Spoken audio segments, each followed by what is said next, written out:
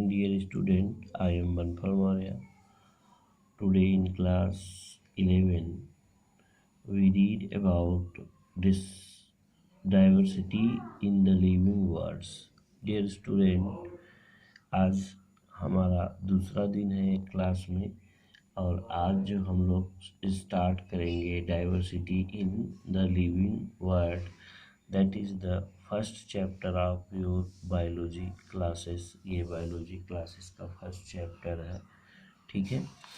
तो इसका मतलब क्या होता है diversity in the living worlds. तो यहाँ पे देखेंगे हम diversity in the living world's.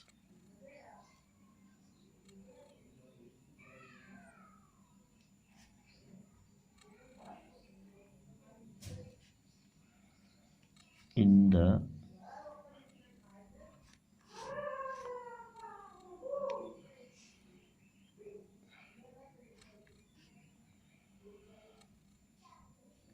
Living words, ठीक है। तो diversity in the living word. तो डियर स्टूडेंट, आगे हम चलते हैं। As we no large variety of living organism present in our earth. हम शुरू से ही जानते हैं कि डिफरेंट काइंड की जो वैरायटी है वो अर्थ पर पाई जाती है, इसी को हम डाइवर्सिटी कहते हैं। वी नो दैट, हम यहाँ पे लिख सकते हैं we know that, we know that a large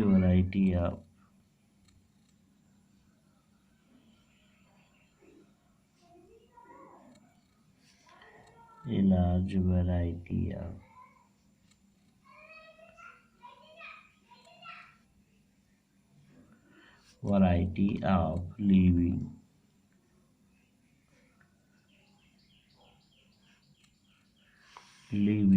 organism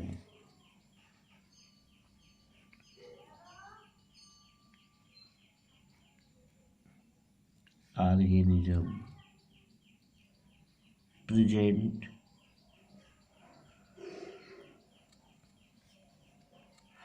on earth. यानी कहने का मतलब कि बहुत ज़्यादा अमाउंट में लिविंग ऑर्गेनिज्म की जो वैरायटी होती है अर्थ पर पाई जाती हैं, और इसी को हम क्या कहते हैं डाइवर्सिटी ऑफ लिविंग वर्ड्स। अगर हम एग्जाम्पल की बात करें तो that is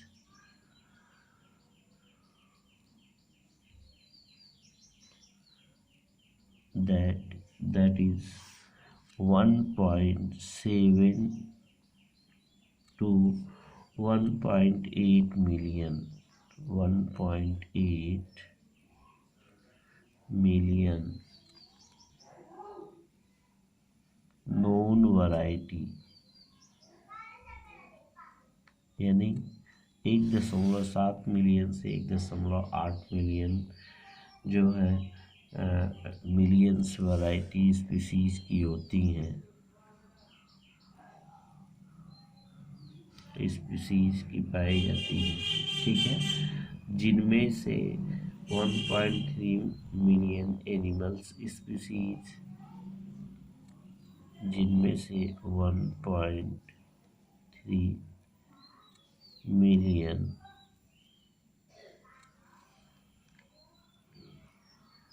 animal species,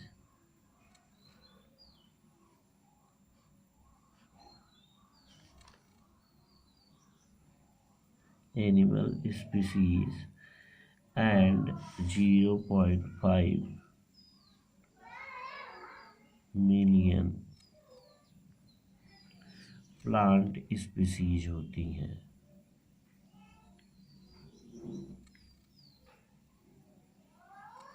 plant species पाई जाती हैं।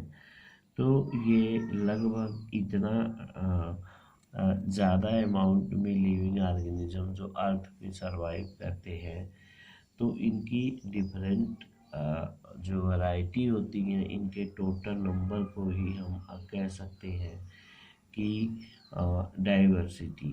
तो यहाँ पर डाइवर्सिटी का मतलब ही होता है कि इस वर्ड का मतलब होता है कि number and type of organism present on earth refer to biodiversity.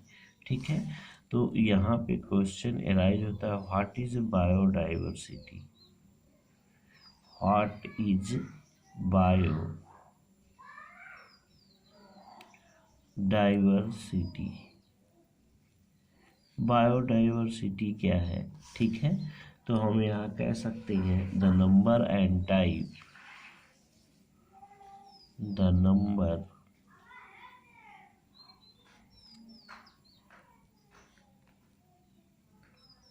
And type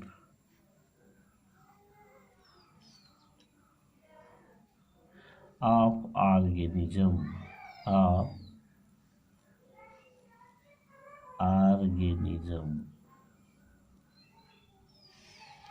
present on earth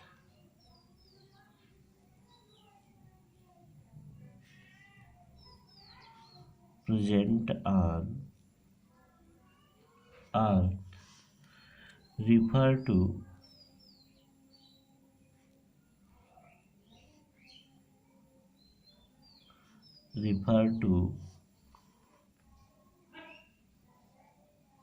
biodiversity.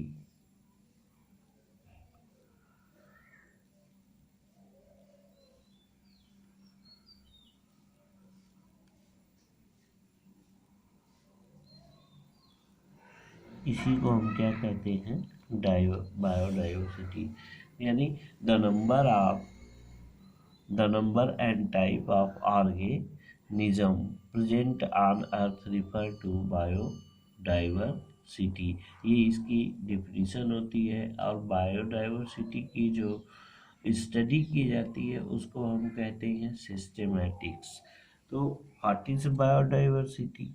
अब यहाँ पर एक क्वेश्चन और एराइज होता है डियर स्टूडेंट कि हम किसको सिस्टेमैटिक्स कहते हैं।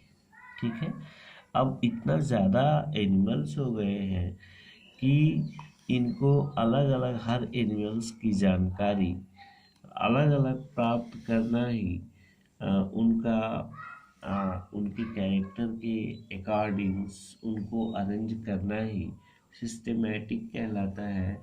और इन्हीं की फिर स्टडी की जाती है। यानी हर ऑर्गेनिज्म को जानने के लिए जितने लार्ज अमाउंट में लिविंग ऑर्गेनिज्म है, ठीक है, तो हर लिविंग ऑर्गेनिज्म की स्टडी जब हम करते हैं तो इनको एक सिस्टेमैटिक मैनर में किया जाता है, जिसको हम क्या कहते हैं? सिस्टेमैटिक्स। तो इसको हमें कह सकते हैं, what do you mean by systematic? Systematic किसे कहा जाता है? तो यहाँ पर हम ये भी कह सकते हैं, व्हाट इज सिस्टेमैटिक? सिस्टेमैटिक्स ये छोटे छोटे टर्म हैं जो आप लोगों को हमेशा मिलेंगे, और अगर इसको नहीं समझे रहेंगे तो आगे चल के प्रॉब्लम क्रिएट हो सकती है। तो डियर स्टूडेंट, आगे आप देखिए इसमें होता क्या है कि the study of diversity of organism along with their comparative and evolutionary relationship। यानी लिविंग ऑर्गेनिज्म की अगर हम स्टडी किसके सापेक्ष में करें तो उनके कंपैरेटिव और इवोल्यूशनरी रिलेशनशिप के आधार पे इनकी स्टडी की जाती है, तो उसी को हम कहते हैं सिस्टेमैटिक। तो व्हाट इज सिस्टेमैटिक? तो यहाँ पे हम कह सकते हैं कि the study of diversity of organism, the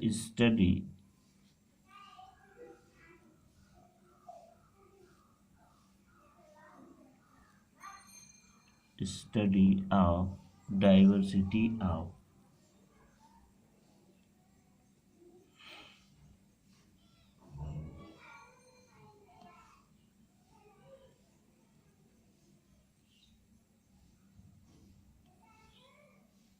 the study of diversity of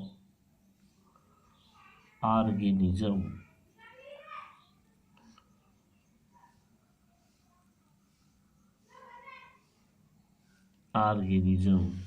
along with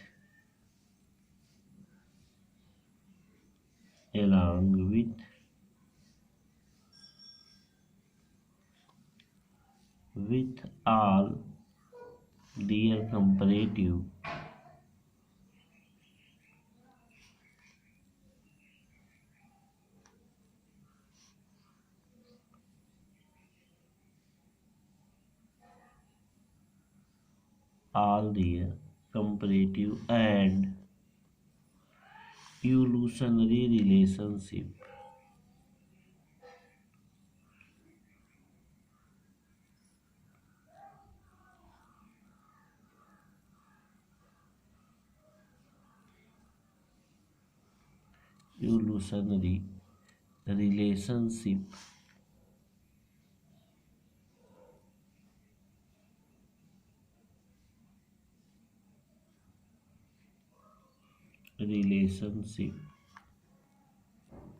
is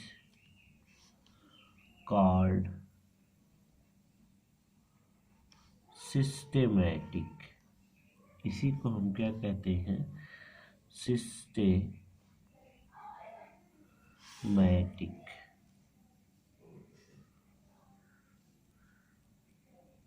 ठीक है, तो the study of different diversity of organism along with their comparative and evolutionary relationship is called as systematic। तो dear student, अगर हम study करते हैं किसी भी लिविंग ऑर्गेनिज्म की किसके अकॉर्डिंग्स करते हैं कि उनकी कंपैरेटिव एंड इवोल्यूशनरी रिलेशनशिप की स्टडी हम अगर करते हैं तो उसी को हम कहते हैं सिस्टेमैटिक। तो इस प्रकार से आपकी डिफिनेशन हो जाती है, the study of diversity of organism along with all their comparative and evolutionary relationship is called systematic। इसी को हम क्या कह सकते हैं? सिस्टेमैटिक कहते हैं। अब नेक्स्ट क्वेश्चन ये राइज होता है, it is very difficult study are a such number of organism. अब इतने नंबर में जो लिविंग ऑर्गेनिज्म अर्थ पे पाए जाते हैं, ये बहुत डिफिकल्टी का काम होता है कि इनकी हम स्टडी एक साथ कर लें।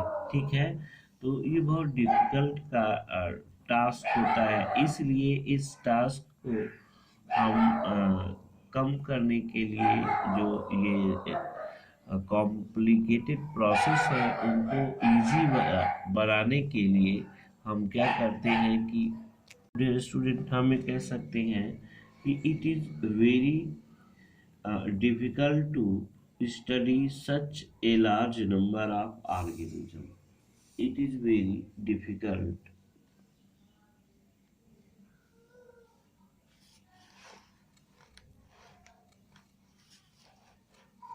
it is very difficult to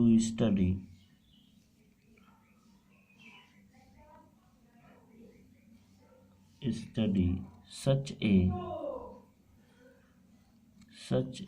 large number of organism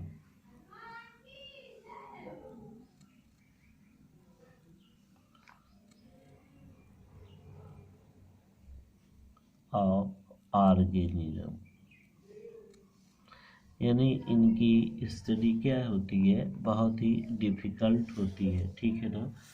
for convenience study necessary to grouping.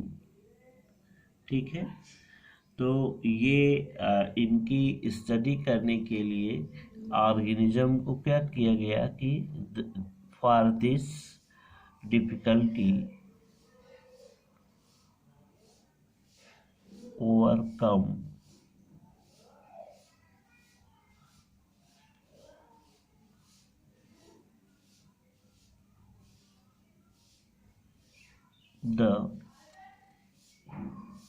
difficulty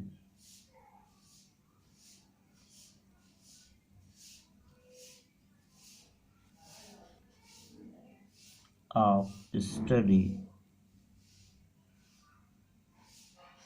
of living organism.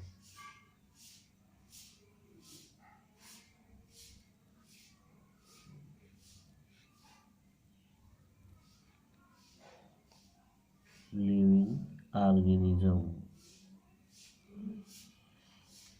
Grouping of individuals.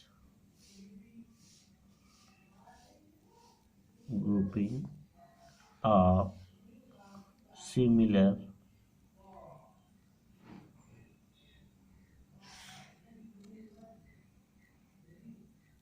individual on the basis of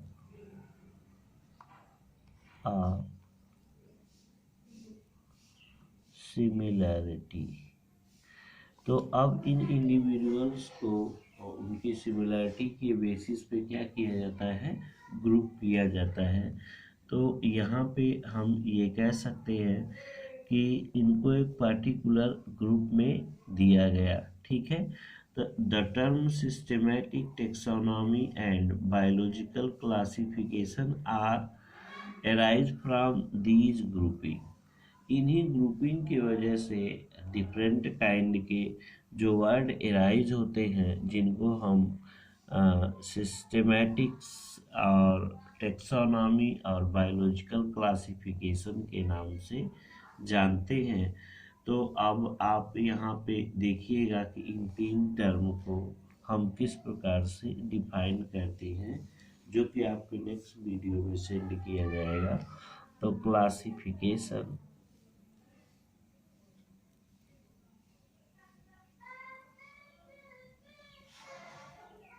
और दूसरा जो हुआ आपका टेक्सोनॉमी।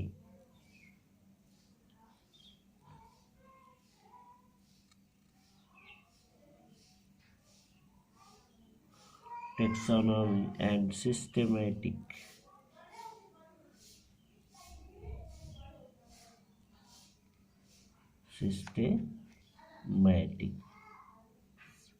इन सब की स्टडी हम नेक्स्ट डे करेंगे।